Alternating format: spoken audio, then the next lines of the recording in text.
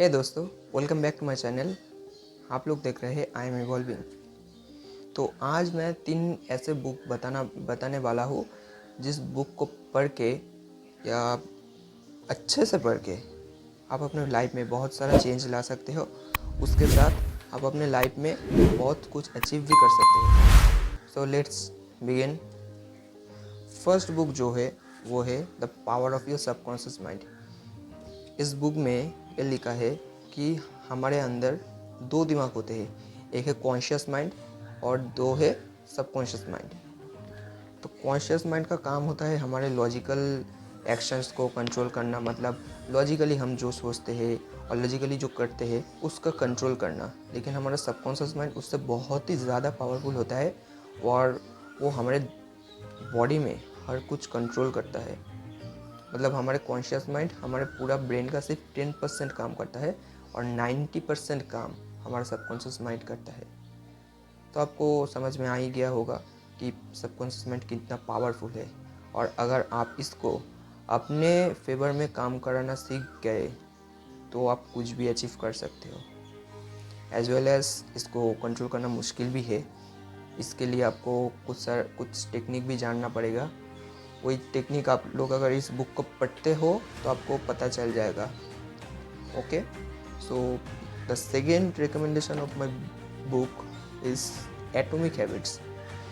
इस बुक में हमें ये बताया जाता है कि टीनी चेंजेस रिमार्केबल रिजल्ट्स।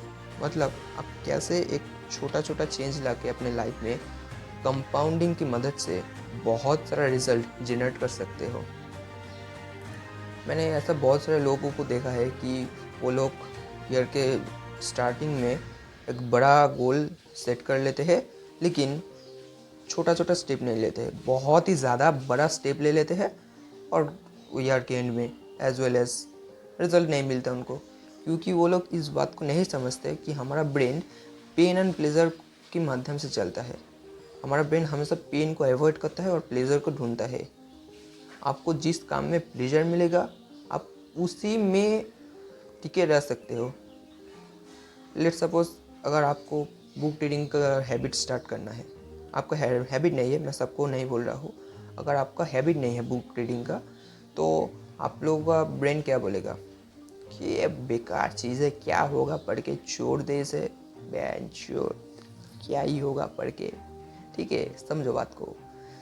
और लेकिन आप क्या करते हो, आप यहाँ पर स्मार्ट हो। आप क्या करते हो, आप करते हो कि फर्स्ट डे आप बुक को लेते हो, सिर्फ खोल के रख देते हो, खोल के देखते हो 1-2 पेज, रख देते हो। सेकेंड दिन आप क्या करते हो, आप 1-2 पेज देखते हो, उसके बाद 2-3 लाइन पढ़ते हो, फिर से रख देते हो। तीसरे दिन आप क्या करते हो, एक पेज को पूरा पढ़ डालते हो। क्योंकि आपका ब्रेन वो 2 दिन का काम के वजह से उतना, मतलब उसको पेन नहीं मिल रहा था, इसलिए उसने सोचा इस काम में पेन नहीं है तो कर ही लेता हूँ, क्या ही होगा। आपने तीसरे दिन पढ़ लिया 1 पेज, चौथे दिन आपने 1 पेज पढ़ के थोड़ा सोचा और भी पढ़ लेता हूँ, उसके बाद थोड़ा और पढ़ लिया। तो आप क्या कर रहे थे यहाँ पर, एक 1% बेटर हो रहे थे। 1% बेटर, आपका कोई हैबिट नहीं था, लेकिन आप एवरीडे 1% करके अगर इस काम को करते रहते हो।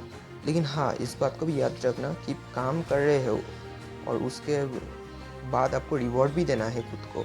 मतलब 3 दिन आपने पढ़ा, उसके बाद रिवॉर्ड देना, उसके बाद फिर से 3 दिन पढ़ना, उसके बाद थोड़ा फिर से रिवॉर्ड देना ब्रेन को।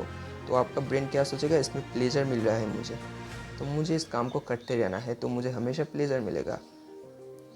ठीक है, बात को समझ रहे हो कैसे आप अपने ब्रेन को कंट्रोल कर सकते हो?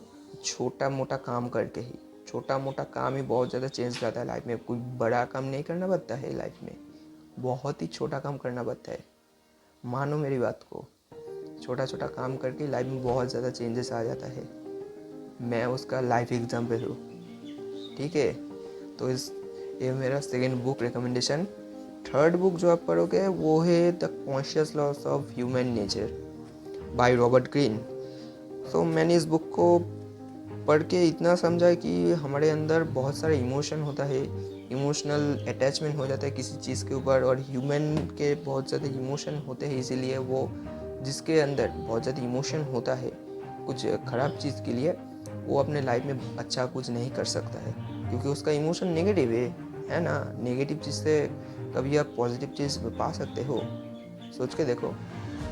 तो इसीलिए मैंने इस बुक को खरीद के पढ़ा, लेकिन उतना अच्छे से मैंने अभी तक नहीं पढ़ा है, क्योंकि मेरे पास और भी ज़्यादा बुक है, उसको मैं पढ़ रहा हूँ अच्छे से।